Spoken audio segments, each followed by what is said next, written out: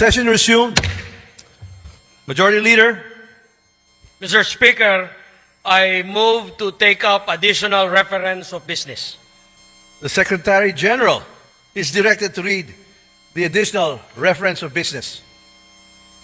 Additional reference of business, verified complaints for impeachment. Impeachment complaint against Vice President Sara Z. Duterte filed by at least one-third of all the members of the House of Representatives on February 5, 2025. Impeachment complaint filed against Vice President Sara Z. Duterte filed by Teresita Quintos Deles, Father Flaviano, SBD Gary Alejano et al., and endorsed by Representative Percival B. Sendanya of the Akbayan Party List on December 2, 2024.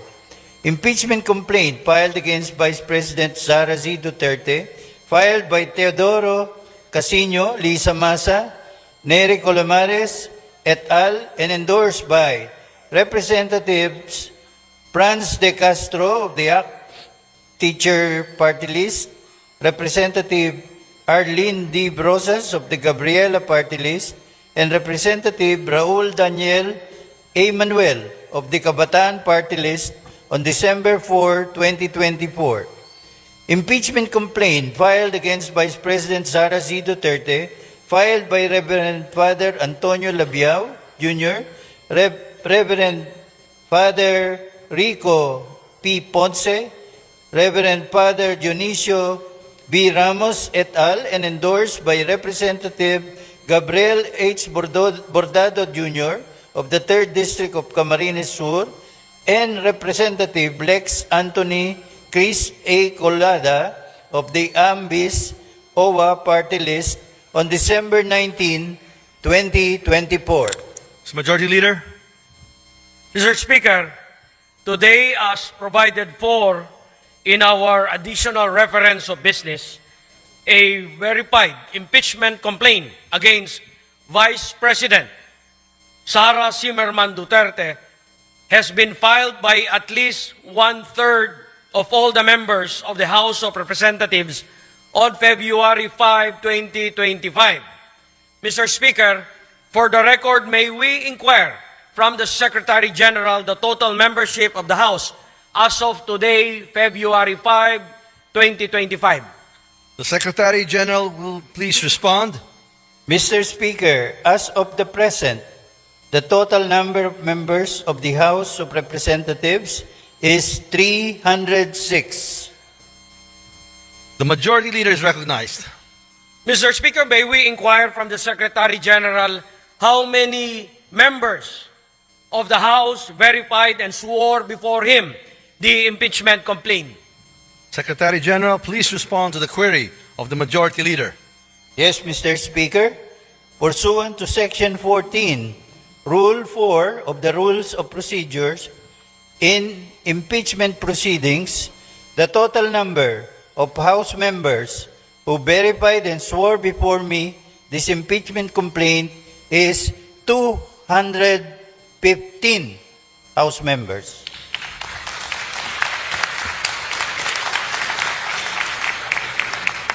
The Majority Leader is recognized. Mr. Speaker, may we know what is one-third of the total number of the members of the House? The Secretary General will please respond. Mr. Speaker, one-third of the total number of members of the House is 102. The Secretary General has responded to the query of the Majority Leader. The Majority Leader is recognized.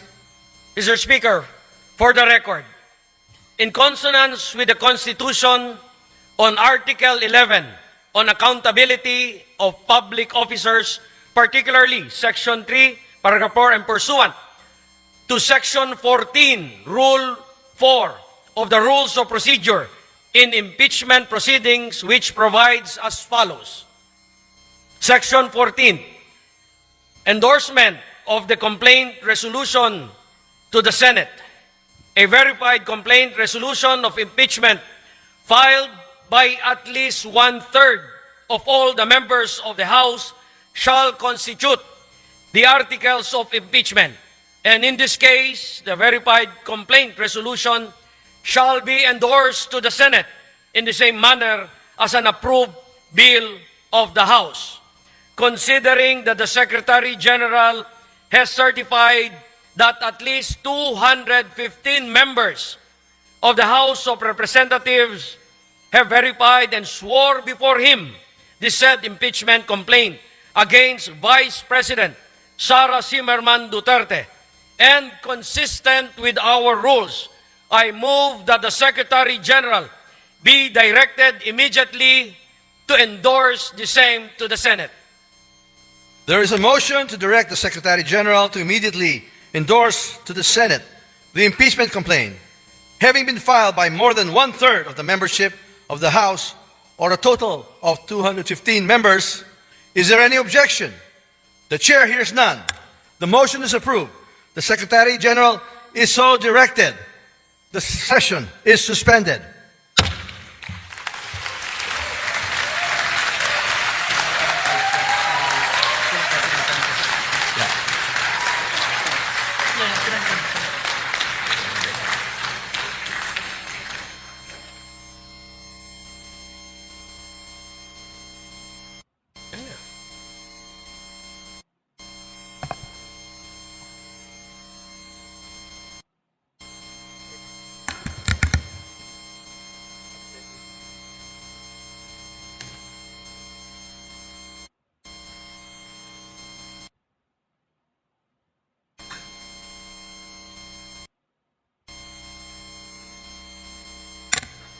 The session is resumed.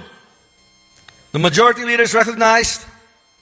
Mr. Speaker, in accordance with Section 16, Rule 6 of the Rules of Procedure in impeachment proceedings, I move to elect the following members of the House of Representatives as prosecutors in the trial on the impeachment complaint filed against Vice President Sara C. Duterte. Representative Jervil Jinky Beatrix Luistro. Representative Romeo M. Acop. Representative Ramon Rodrigo Gutierrez. Representative Joel R. Chua. Representative Raul Angelo Gil Bongalon.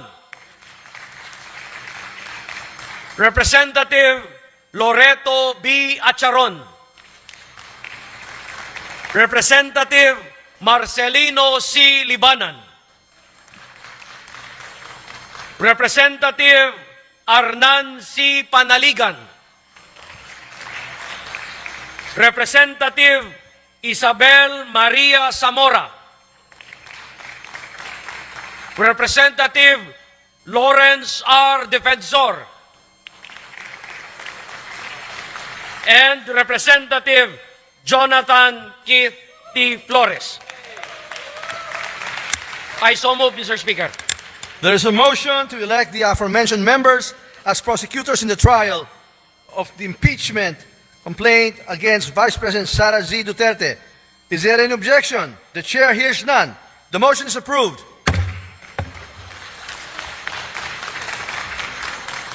The majority leader is recognized. Mr. Speaker, in the additional reference of business earlier read by the Secretary General, there are 3 other impeachment complaints filed against Vice President Sara C. Duterte.